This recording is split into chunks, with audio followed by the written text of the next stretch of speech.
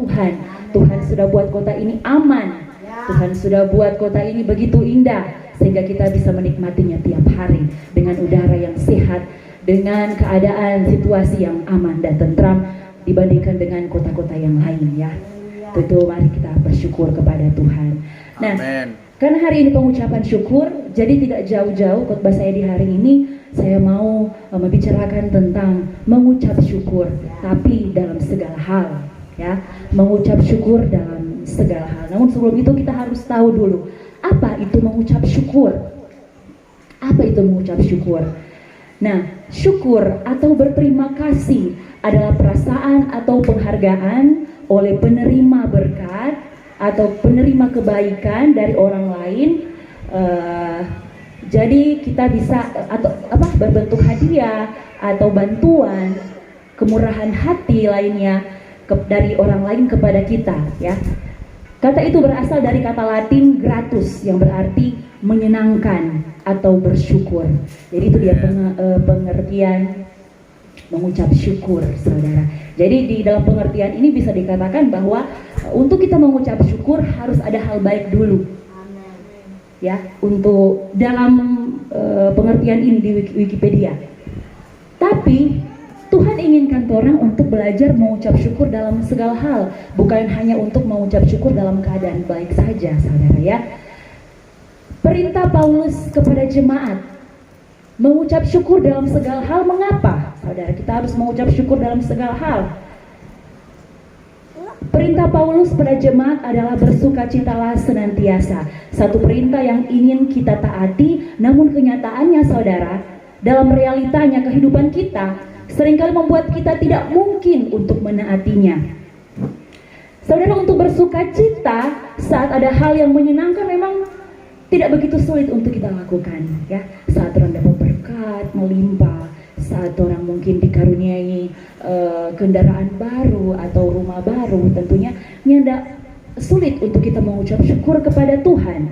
Tapi bagaimana kita bersukacita kepada Tuhan kalau misalnya hal-hal yang buruk terjadi, ya, hal-hal yang tidak menyenangkan terjadi dalam kehidupan kita? Namun anehnya, saudara, justru inilah yang merupakan kehendak Allah bagi kita dalam Kristus Yesus. Tuhan ingin kita mengucap syukur meskipun dalam keadaan yang sulit yang kita hadapi.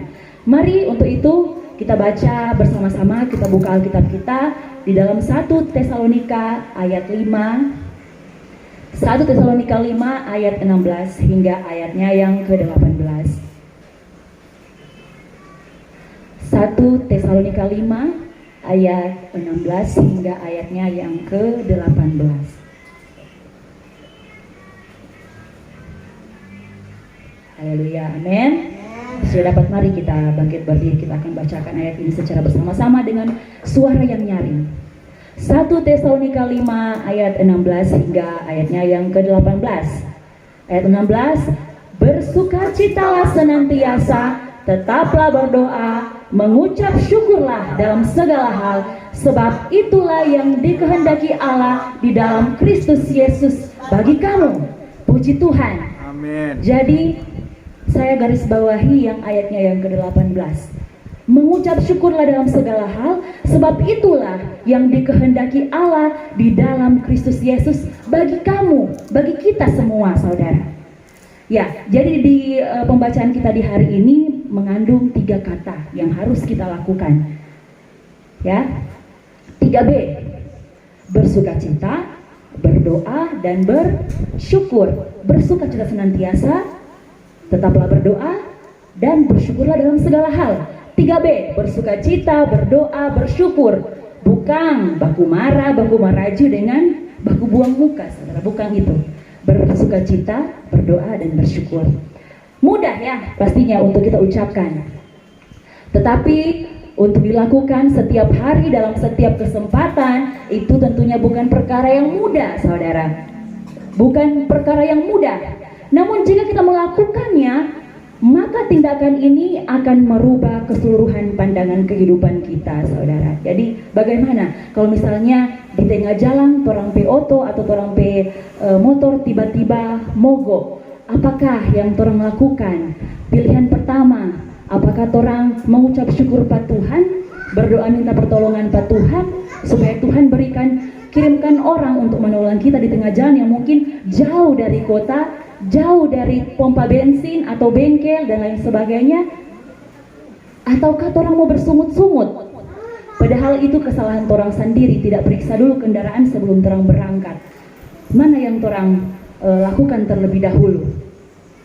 Pastinya secara manusia yang pertama orang bilang adalah besoile. Betulnya enggak? Betulnya enggak? Pastinya orang bilang itu, saudara, bukan orang mengucap syukur. No, hal buruk terjadi. Doh, kita pakai motor di tengah hari tua, tak berhenti di mogok di tengah jalan, kong di tanpa gersangle, nyanda ada bengkel, jauh dari perumahan atau kota. Pasti orang bersungut terlebih dahulu, saudara. Bukan mau minta Tuhan, minta tolong kirim akang orang. Tuhan, mohon maaf Tuhan, kita yang tidak periksa dulu kita berkendaraan sebelum kita berjalan. Bukan itu tuh yang orang lakukan, pasti bersungut dulu terlebih dahulu orang baking, saudara. Nah, itu sangat-sangat menyakiti hati Tuhan dan memang sulit orang mau baking, saudara.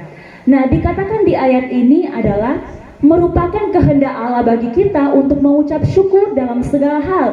Jadi Tuhan ingin kita mengucap syukur dalam segala hal. Ini berarti walaupun kita sedang ditimpa masalah atau malapetaka, saudara, kita tetap harus mengucap syukur. Dan ayat ini nyanda kasih dalam pilihan, saudara.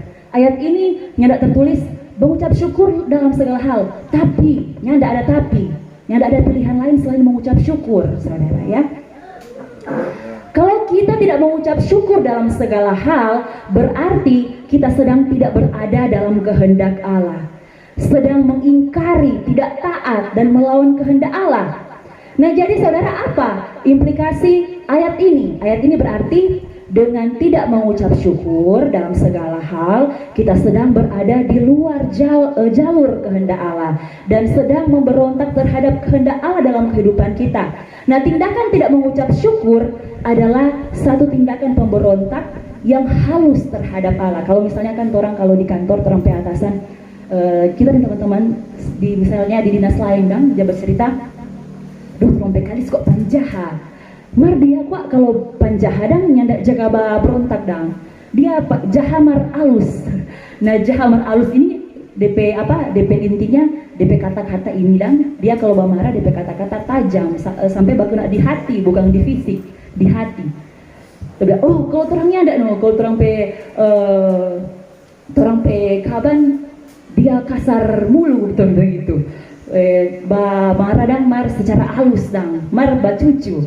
Nah begitu saudara, kalau misalnya orang tidak mengucap syukur kepada Tuhan dalam keadaan yang sulit, apalagi dalam keadaan yang senang, kalau orang tidak mengucap syukur, itu sama halnya orang memberontak kepada Tuhan, tapi orang bicara halus, saudara, ya. Dan tidak ada pemberontakan yang akan mengalami, tidak ada pemberontak yang akan mengalami penyertaan Allah, sama di negara ini, saudara. Kalau misalnya ada anggota dewan yang berontak, pastinya dia turun jabatan. Nah begitu juga dengan kita, tidak ada pemberontak yang akan mengalami penyertaan Allah.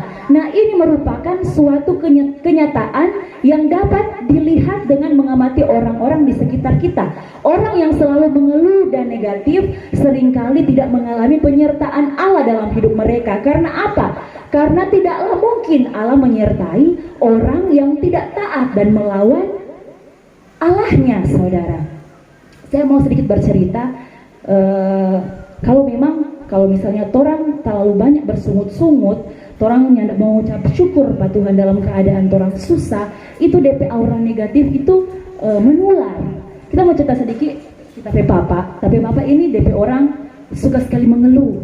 Dari kecil DP sifat begitu, maaf Pak kalau misalnya Bapak Unilan, mama. Papa itu DP orang suka sekali mengeluh. Lantaran apa? Orang hidup serba berkecukupan dengan orang keluarga juga memang pada saat zaman dulu itu nyanda akur, nyanda orang ke mama PKK itu nyanda akur, nyanda rupa sekarang. Jadi apa-apa kalau susah memang nyanda ada bantuan dari orang lain dan jadi bapak suka mengeluh Pak Tuhan karena bapak cuma tukang ojek kok pada saat itu bapak harus membiayai kakak formo praktek di STM. Kebetulan mesti kalau kejuruan kan mesti praktek lapangan, harus bayar ini dan itu yang cukup biayanya cukup mahal. Papa pada saat itu dia mengambil tindakan untuk selain ojek dia mau jual ikan. Jadi pas pagi-pagi dia so pergi Batu Putih ambil ikan yang fresh, kong jual di kampung dan jual di perum-perum bagian sini, perum-perum yang terpencil dan yang jauh dari pasar. Papa jual lantaran dia DP orang pembaka siang, jadi kalau orang minta tawar dia kasih saudara. Dengan kalau misalnya ada yang talebe atau apa dia kasih free begitu. Serta pulang ke rumah dia hitung-hitung ternyata DP untung cuma 1.000 rupiah. Jadi pada saat itu dia Bapak dia kecewa Pak Tuhan. Dia bilang begini, kalaleti, nganale hari-hari berdoa mar kita nak jadi apa berkat, kata Bapak dia bilang begitu. Bapak bilang dari pagi sampai malam dia itu haga-haga DP doi 1.000 sambil 1.000 itu dia ada untung itu dia nyata pulang DP biaya bensin dan biaya lelah dan bangun pagi di Batu Putih. Dia bersungut-sungut. Jadi satu hari itu tuh rumah dalam keadaan yang nyanda enak. Semua kesalahan yang cuma kecil-kecil dia mau ungkit saudara, sampai orang nyanda tenang juga di rumah. Rasa kasihan dengan rasa dapat benci lantaran papa kurang sedikit marah lantaran dia bersungut-sungut DP jualan nyanda mumpuni untuk mau biayai kakak mau praktek. Jadi aura negatif itu saat dia bersungut-sungut orang lain dapat saudara. Jadi kalau orang mau bersungut-sungut ternyata kan itu menular di keluarga. Orang juga nyanda ada damai, nyanda ada sukacita juga yang orang dapat. Nah, mari kita bertanya kepada diri sendiri, apakah mungkin kita dapat mengucap syukur saat orang yang kita kasihi mungkin meninggalkan kita untuk selama-lamanya? Apakah mungkin kita bisa mengucap syukur saat kita mungkin didiagnosa dokter sedang menderita penyakit dan susah untuk disembuhkan?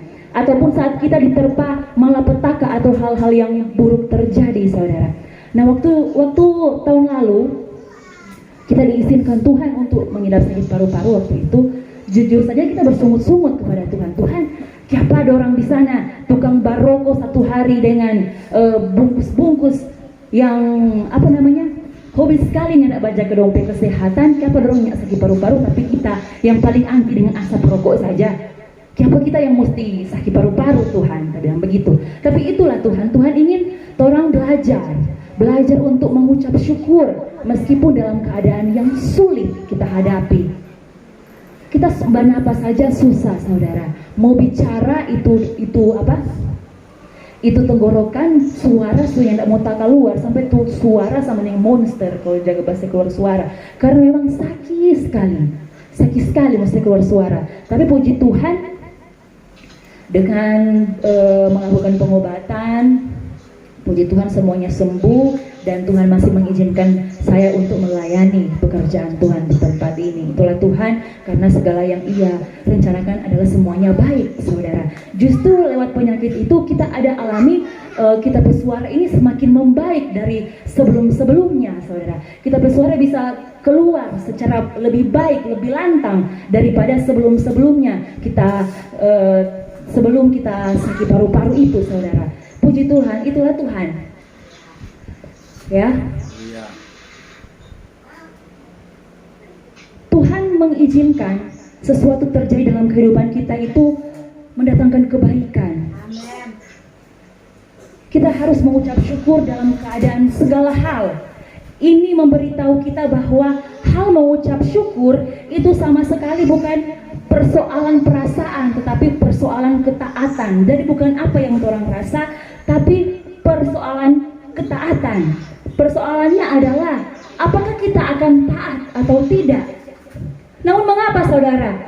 Mengapa kita diperintahkan Allah untuk melakukan hal yang begitu melawan perasaan dan naluri kita? Kalau kita mengerti alasan dibalik suatu perintah, akan lebih mudah untuk kita menjalaninya. Tapi adakah alasannya untuk kita mengucap syukur dalam keadaan yang sulit, saudara? Di dalam perjanjian lama, Tentunya kita sudah mengetahui kisah dari Yusuf, ya.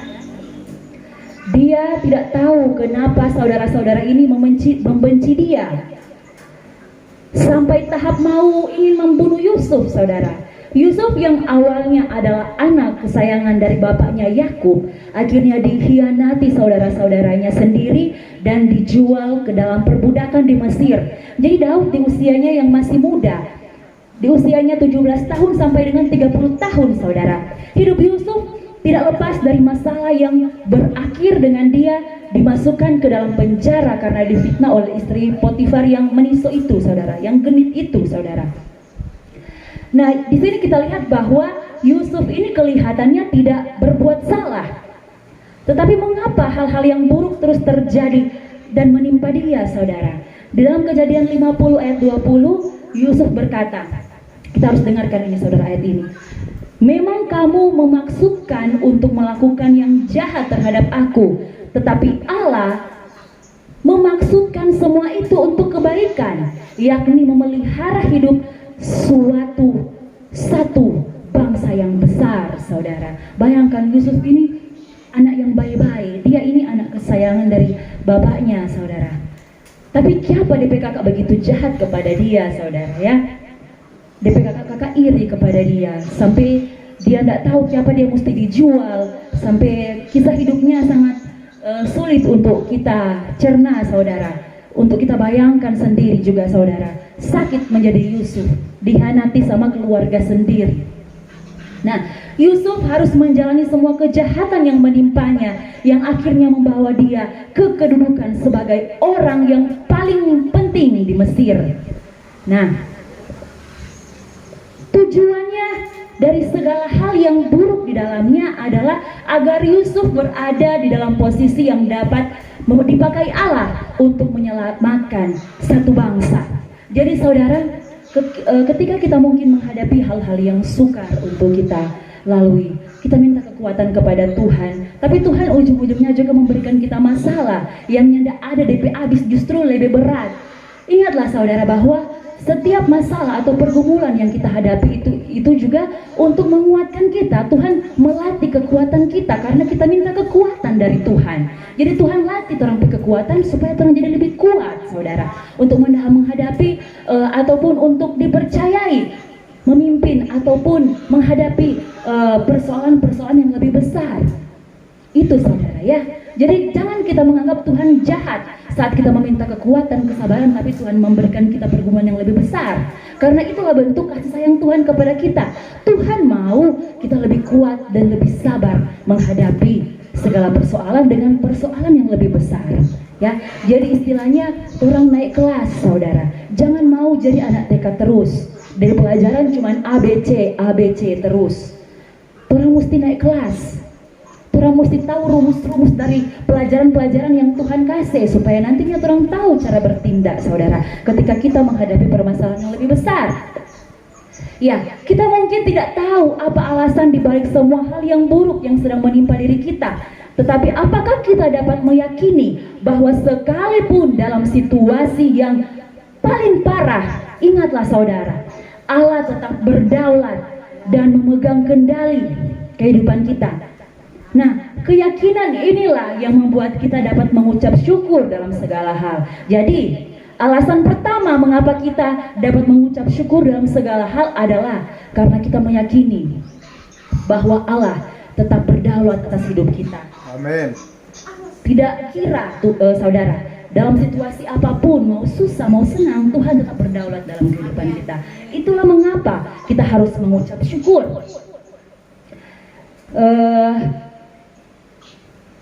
Ada tokoh yang lain juga yang mengalami hal yang buruk, ya, saudara. Ayub juga mengalaminya. Di dalam hidupnya, dalam waktu 1 hari saja, Ayub menerima 4 pesan buruk, saudara. Sedangkan orang 1 bulan jo dapat kabar buruk, so mengeluh pa Tuhan. Toh, no Ayub ini dalam 1 hari ampa kabar buruk yang dia terima, saudara. Masing-masing itu membawa berita tentang DP ternak, DP hamba-hamba dengan DP 10 anak. Ayub kehilangan anak-anak dan semua harta bendanya, saudara. Seolah-olah itu belum cukup parah untuk Ayub, saudara. Bayangkan Jo, orang kehilangan rumah Jo, saudara. Pasti orang bersedih sekali. Kehilangan orang-orang yang orang cintai, mungkin Tuhan harus panggil. Pasti orang jiwa batin tergoncang. No, ini Ayub, apa kabar saudara? Tapi itu rasanya itu cuman hal biasa untuk dia, saudara. Bukan main. Bukan hal yang cukup parah untuk Ayub. Ayub sedang berduka cita, tiba-tiba menderita penyakit kulit lagi. Penyakit kulit yang begitu mengerikan. Nah, saudara, kita diberi kesempatan untuk melihat apa yang sedang terjadi di balik tabir, tapi Ayub tidak. Kita tahu bahwa semuanya itu adalah ulah dari iblis, ulah dari si jahat. Iblis mendatangkan semuanya itu hanya dengan satu tujuan, yaitu untuk membuat Ayub mengutuk Allah. Tujuan iblis ini tercapai sayangnya, saudara ya, lewat istri Ayub. Sehingga istri Ayub ini berkata, kutuklah Allah dan mati saja. Jadi istri Ayub ini jatuh ke dalam rencana jerat si iblis. Saat malapetaka atau hal-hal yang buruk terjadi yang diinginkan oleh musuh adalah untuk kita menggerutu, bersungut-sungut, mengkritik dan mengutuk Allah. Tetapi apa terjadi saat kita malah mengucap syukur kepada Allah dengan melakukan semua hal-hal yang Tuhan inginkan, saudara? Kita sebenarnya sedang mematahkan rencana dan tujuan iblis, saudara ya. Jadi kalau misalnya di dalam kehidupan kita ini, kalau Tuhan izinkan orang menghadapi sesuatu dan orang bersungut-sungut, itu berarti tujuan iblis itu tercapai dalam kehidupan kita. Jadi jangan sampai iblis itu tercapai tujuannya dalam kehidupan kita ketika kita bersungut-sungut kepada Tuhan, saudara. Nah, alasan kedua kita mengucap syukur dalam segala hal adalah untuk mematahkan tujuan iblis yang ingin membuat kita memberontak kepada Allah. Ayub berkata kepada istrinya, di dalam Ayub 2 ayat 10 di sana dikatakan, kau bicara seperti orang yang dungu atau gila. Masakah kita hanya mau menerima yang baik dari Allah, sedangkan yang buruk kita tidak terima, kita tolak. Nah, saudara, kalau kita termasuk orang yang tidak dapat mengucap syukur dalam segala hal, berarti kita tidak berbeda dengan istri Ayub, saudara. Siapa? Kalau yang baik-baik saja dari Tuhan orang terima, tapi siapa kalau yang buruk orang yang tidak terima, saudara? Sama dengan orang pada saat orang menikah dengan pasangan kita. Orang so tahu, atau mungkin orang belum tahu lah. DP kan waktu batona pastinya yang ditunjukkan itu manis-manisnya saja. Saat orang kawin mungkin ada hal-hal baru yang orang baru ketahui dari DP sikap. Oh, ternyata dia ini temperamen. Oh, ternyata dia ini kurang perhatian dan lain sebagainya. Nah, itu saya belajar dari kitab Ayub ini. Kalau masakan saja DP baik-baik yang orang terima, tapi DP busuk-busuk orang tidak terima. Sementara orang berjanji di hadapan Tuhan, orang mau hidup semati. Jadi mari saudara, orang belajar dengan itu juga. Kalau mungkin ada sikap buruk dari pasangan kita yang mungkin setiap hari kita doakan, tapi Tuhan belum dapat mengubahkan hal itu, mari kita belajar untuk mengucap syukur saja. Karena tidak ada hal yang lain yang orang bisa lakukan. Percuma orang pemulu babang koar tiap hari.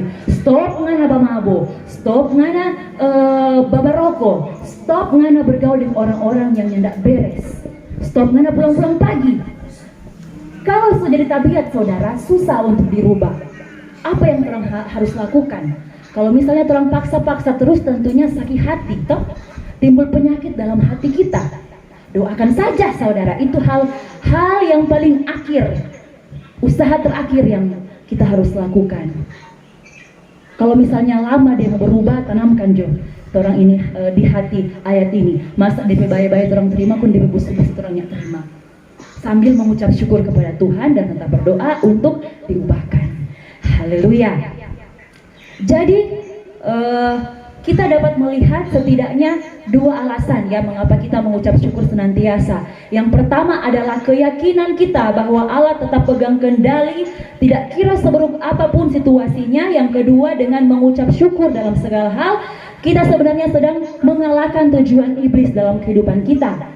Kalau kita oleh kasih karunia Allah dapat tetap mengucap syukur dalam segala hal, iblis tidak akan punya pegangan atas kita sama sekali, saudara.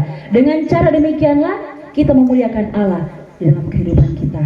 Ya, saya mau kasih tips, saudara, 10 tips untuk kita lakukan. Mungkin kita sedang mengalami masalah hati, ya, di mana pikiran negatif itu terus muncul. Ya, saya mau bilang, saudara, kalau orang yang pernah hidup dalam rasa trauma, itu masalah hati dan masalah pikiran itu nyanda akan pernah mau sinkron, apa istilahnya ya? Orang pernah mengalami trauma, depresi sampai jadi penyakit menurut orang. Ya, kalau misalnya orang pernah mengalami trauma, orang susah sekali, saudara, mau kasih lupa, mau kasih hilang tuh kepahitan dalam hati itu susah sekali, tidak gampang, jujur saja, saudara. Bahkan memunculkan hal-hal yang kebiasaan-kebiasaan yang baru yang orang tidak pernah duga. Tidak sulit mau jelaskan, tapi itu yang orang rasakan, saudara. Ya, masalah hati muncul sampai orang sulit untuk bersukacita kepada Tuhan. Yang pertama, kita mau kasih tips. Ya, 10 tips yang bisa kita lakukan untuk mengusir pikiran negatif itu dan mengubah hati kita menjadi lebih mudah untuk bersyukur. Yang pertama, jangan berhenti untuk mengampuni. Ya, jangan pernah berhenti untuk mengampuni. Nah, salah satu cara yang paling mudah untuk mengubah karakter yang baik menjadi buruk itu adalah karena membiarkan akar dosa itu tumbuh di dalam hati kita, akar pahit itu tumbuh dalam hati kita. Semua orang, kita harus berpikir bahwa semua orang punya kelemahan masing-masing. Setiap orang itu berdosa, saudara. Memang berdosa, saudara. Waktu kita mengakui dosa kita, Tuhan memberikan pengampunan melalui Yesus. Tapi waktu kita mengampuni seseorang, saudara, yang berbuat salah terhadap kita, maka kita punya kesempatan untuk menikmati sukacita dan rasa syukur dari Tuhan. Ya, jadi ambillah waktu untuk mengampuni. Dan bagaimana kita mengalami sukacita, saudara, kalau kita tidak mengampuni orang. Dan lihatlah bagaimana karakter kita diubahkan. Kita akan merasakan bagaimana hati kita bebas untuk mengucap syukur kalau sebenarnya ada beban dalam hati kita. Kalau kita mengampuni meskipun berat, saudara, kita enjoy saja, saudara. Oh Tuhan, makasih Dia sudah bikin kita sakit hati. Makasih banyak Tuhan, puji Tuhan. Ada sukacita yang baru yang akan Tuhan berikan untuk kita, saudara. Yang kedua adalah lepaskanlah semua pikiran-pikiran yang tidak penting. Orang terutama sebagai perempuan, orang seringkali overthinking, saudara. Ya, orang seringkali dalam menghadapi situasi, orang selalu berpikir lebih, padahal yang tidak sampai di situ. Tapi orang pikiran itu melampauinya, saudara. Saat kita terbuka, melampiaskan semua masalah kita dalam kehidupan kita, Tuhan akan bebas juga bekerja, saudara. Tuhan akan mengambil alih keadaan di luar kendali kita dan memakainya untuk menyatakan kemuliaannya. Jadi mintalah hati untuk terbuka dan bersyukur. Nah, seringkali orang kalau sudah dapat berkata-kata, orang pikiran melambung tinggi, overthinking segala hal, orang yang tidak apa-apa cerita apa Tuhan. Orang yang tidak apa-apa berdoa apa Tuhan sambil orang menangis, mungkin yang ada kata-kata yang bisa orang keluarkan dalam hati orang, saudara. Saking sakit hatinya mungkin, kendati sakit hati itu lantaran orang berpikiran sendiri. Orang menangis pada Tuhan yang tidak apa-apa, saudara. Kita terbuka saja sama Tuhan, karena ada pemulihan dalam keterbukaan kita terhadap Tuhan, saudara. Keterbukaan kita kepada Tuhan itu ada pemulihan di dalamnya. Jadi mintalah hati untuk terbuka dan mau untuk selalu bersyukur.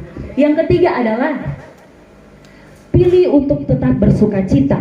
Nah, di dalam 1 Yakobus 1 ayat 2 sampai ayatnya yang ketiga, di sana dikatakan, saudara-saudaraku, anggaplah sebagai suatu kebahagiaan apabila kamu jatuh ke dalam berbagai-bagai pencobaan, sebab kamu tahu bahwa ujian terhadap imanmu itu menghasilkan ketekunan, saudara. Kalau orang yang hadapi masalah, seringkali orang yang berdoa, betul apa betul? Betul toh? Kalau misalnya orang hadapi masalah, orang yang orang lebih begini, salah. Kalau orang hadapi masalah, orang lebih mudah untuk berdoa kepada Tuhan, lebih mudah untuk mencari Tuhan. Tapi kalau orang senang, seringkali orang lupa kepada Tuhan. Jadi saudara, Tuhan bilang bersyukur dalam segala hal. Dan kalau misalnya orang jatuh ke dalam berbagai-bagai pencobaan, itu Tuhan uji supaya orang lebih dekat dengan Tuhan. Kalau nyanda ada masalah, orang nyanda berdoa. Kalau ada masalah, orang berdoa, saudara. Tuhan ingin orang selalu bergantung kepada Dia apapun keadaan hidup kita. Semua orang pasti pernah berada dalam situasi yang sulit. Tapi hal penting yang Tuhan mau kita lakukan saat menghadapi situasi ini adalah respon hati kita. Alih-alih menggerutu atau menyalahkan Tuhan atas situasi yang kita alami, lebih baik kita bertanya, apa sih Tuhan yang mau Engkau proses dalam hidup saya? Apa sih Tuhan yang Tuhan mau ajarkan lewat masalah ini? Dengan itu kita akan tetap biasa untuk menghadapi persoalan-persoalan lainnya, ya.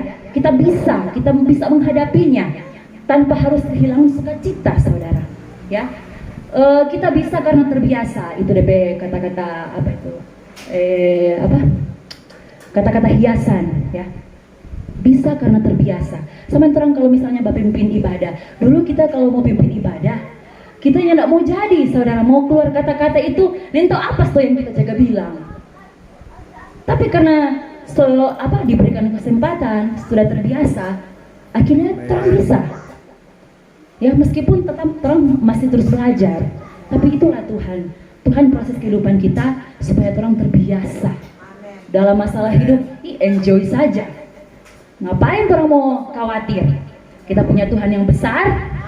Kalau misalnya orang berkali-kali dibikin sakit hati sama orang lain, biasa juga. Kita kok Tuhan suka kasih hati yang kuat.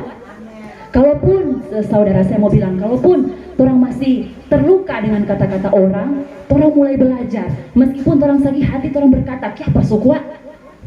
Kita Tuhan udah kasih hati yang kuat. Bodoh amat dengan tuh. Bodoh amat dengan kata-kata. Kita tetap kuat di dalam Tuhan. Meskipun sulit, saudara, orang belajar untuk mengucapkannya supaya terbiasa. Yang keempat adalah buat catatan harian supaya orang mudah untuk bersyukur. Nah, begini, hal ini terbilang mungkin unik, saudara, karena membuat catatan ucapan syukur sesuatu yang asing yang mungkin orang kadang jaga baking, malas mau boba tulis, toh, apalagi orang saya sekolah, malas orang boba tulis. Orang coba, orang buat catatan harian, entah itu mau baking notes di HP, macam begini. Mau coba baking catatan harian. Apa kira-kira hari ini orang bersyukur karena apa, Kang? Coba orang tulis. Hari Senin orang mengucap syukur karena satu, orang masih diberikan nafas kehidupan. Yang kedua, kita kata tapi laki dah kasih akang doi, jadi bersyukur. Yang ketiga, orang mungkin masih diberi kekuatan atau hal-hal lain yang mungkin orang bisa bersukacita, ya, dapat bersukacita. Orang tulis itu tiap hari. Nah, dari 1 tahun ke depan, orang buka ulang orang pencatatan. Bukan main, Kang, Tuhan berpenyertaan luar biasa. Tiap hari banyak sekali berkat yang Tuhan kasih sampai orang hari-hari bersyukur. Jadi coba kita buat catatan harian. Atau orang boleh tempel-tempel ayat, saudara, untuk menguatkan. Misalnya jadi wallpaper HP. Mesti orang tempel ayat. Tiap hari orang dapat baca. Nah, ayat itu menguatkan kita. Yang kelima adalah hafal ayat firman Tuhan, saudara. Tiap pagi, kalau misalnya orang buka aplikasi di HP kan ada ayat-ayat harian. Coba, orang hafal itu ayat-ayat itu, apalagi ayat-ayat yang menguatkan hidup kita, saudara. Menghafal ayat firman Tuhan ini akan menjaga pikiran kita dari pikiran-pikiran yang negatif. Untuk bisa menghafalkan ayat lebih banyak, gunakanlah beberapa metode seperti tempel-tempel di mana, di buku kemudian tempel atau jadi wallpaper HP dan lain sebagainya yang orang mudah untuk orang lihat, orang hafal. Jadi kalau misalnya saat ada orang yang mau merendahkan orang, ada orang yang bikin sakit hati orang ada pegangan ayat. Ya, misalnya kalau saat ada orang yang bikin sakit hati orang perkataan, Ada Amsal 12 ayat 16. Bodohlah yang menyatakan sakit hatinya seketika itu juga, tetapi bijak yang mengabaikan cemooh. Dalam Amsal 12 ayat 16. Jadi jangan orang menyatakan orang sakit hati pada saat itu juga, ya. Bodohlah yang menyatakan sakit hatinya seketika itu juga, tetapi bijak yang mengabaikan cemooh. Itu ada pegangan buat orang kalau misalnya orang ada dapat perkataan yang kurang enak dari orang lain. Nah, saat orang gagal atau orang gagal dalam orang berusaha, gagal dalam orang perencanaan, ada ayat lagi, saudara. Dalam Amsal 19 ayat 21, banyaklah rencangan di hati manusia, tetapi rencana Tuhan lain jadi, saudara. Nah, di saat orang dalam berbeban berat, ada sakit penyakit, ada DP ayat lagi, orang hafal. Mazmur 73 ayat 26, sekalipun dagingku dan hatiku habis lenyap, gunung batuku dan bagianku tetaplah Allah selama-lamanya. Jadi biarpun orang dasaki kong biar orang pe daging rasa-rasa semua habis orang pe napas, tetap ada Tuhan Yesus yang menjadi gunung batu dan bagianku selama-lamanya, ya. Jadi setiap orang ada masalah, kalau misalnya orang ada pegangan ayat firman Tuhan orang hafal, itulah yang menjadi mutiara dalam kehidupan kita. Ada sukacita, saudara, ya, karena orang ada pegangan. Itu yang bikin orang bersukacita meskipun orang dalam keadaan yang sukar. Yang keenam, tetap fokuskan pikiran kepada Tuhan, ya. Tetap fokus. Yang ketujuh, layanilah orang lain. Yang kedelapan, jangan membanding-bandingkan diri kita dengan orang lain. Nah, percaya saudara bahwa kita setiap manusia itu dibentuk Tuhan dengan sebagian apa namanya? Dia kreatif tangan itu dia bentuk para manusia dengan berbeda-beda, saudara. Tapi semuanya sama di mata Tuhan. Jadi terang jangan bilang, Tuhan ini yang tidak adil. Nah, biasanya ada baba korupsi, mereka hidup enak sekali. Sedangkan orang ada hidup dengan benar, mereka hidup penuh lika-liku. Tuhan yang tidak adil. Atau Tuhan yang tidak adil, masa di sana, masa dia apa namanya? Dia nyandak jaga-jaga DP kesehatan, tapi dia sehat-sehat, tapi kita yang selalu jaga-jaga DP kesehatan, tapi kita gampang sakit. Tuhan yang tidak adil, Tuhan beri dia kelebihan lebih, tapi kita nyandak. Aduh, kita senangkan kalau misalnya orang jadi sama dengan dia jago begini, tapi orang nyandak. Terang jangan membeda-bedakan keberuntungan orang lain dengan hidup kita, karena percayalah Tuhan sudah merancang kehidupan kita sedemikian rupa dengan kelebihan dan kekurangan masing-masing. Semuanya sama, saudara, cuman orang mungkin belum menyadarinya, ya. Jadi jangan membanding-bandingkan. Tetap kalau misalnya dia ada lebih, orang juga ada lebih. Dia ada kurang, juga ada kurang. Jadi jangan orang banding-bandingkan, saudara. Karena sikap membanding-bandingkan ini hanya akan membuat kita yang tidak pernah mengucap syukur, yang tidak pernah merasa bersyukur kepada Tuhan. Jadi fokuskanlah untuk memandang kepada apa yang sudah ada kepada kita, dan fokuslah ke depan apa yang orang mau rencanakan, saudara, bersama dengan Tuhan. Yang ke-9 adalah bermurah hatilah. Yang ke-10 adalah latihlah diri kita setiap hari. Latihlah dalam hal apa? Dalam hal mengucap syukur. Mulai dari bangun pagi orang mengucap syukur karena Tuhan masih memberikan orang nafas kehidupan, masih kasih orang kesehatan, meskipun tidak ada doi, meskipun tidak ada beras orang mau makan, tetap orang mengucap syukur. Tuhan tahu apapun yang terjadi dalam kehidupan kita, Tuhan selalu akan campur tangan. Jadi ambillah waktu setiap hari untuk merenungkan satu hal yang perlu disyukuri. Mungkin itu soal pekerjaan, mungkin itu soal keluarga, soal anak, soal istri, atau keuangan. Jadi bayangkan bagaimana Tuhan sudah memberkati kita dengan segala hal yang kita sudah miliki, saudara, bukan yang belum kita miliki. Jadi lakukanlah hal ini setiap hari sampai orang pikiran diubahkan menjadi lebih positif lagi, saudara, ya. Jadi itu dia, ada 10 tips untuk kita lakukan sehari-hari. Saya ulangi lagi, yang pertama adalah jangan berhenti mengampuni, lepaskan semua pikiran-pikiran yang tidak penting, pilihlah untuk tetap bersukacita.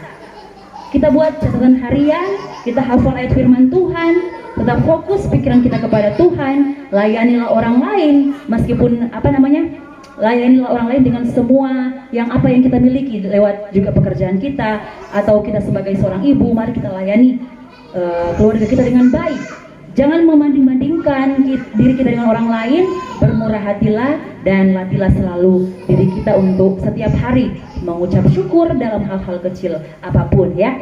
Jadi ayo saudara, saya mengajak kita semua, orang semua, mulai hari ini kita minta kepada Tuhan dan izinkan Roh Kudus membantu kita untuk fokus pada tujuan kehidupan kita.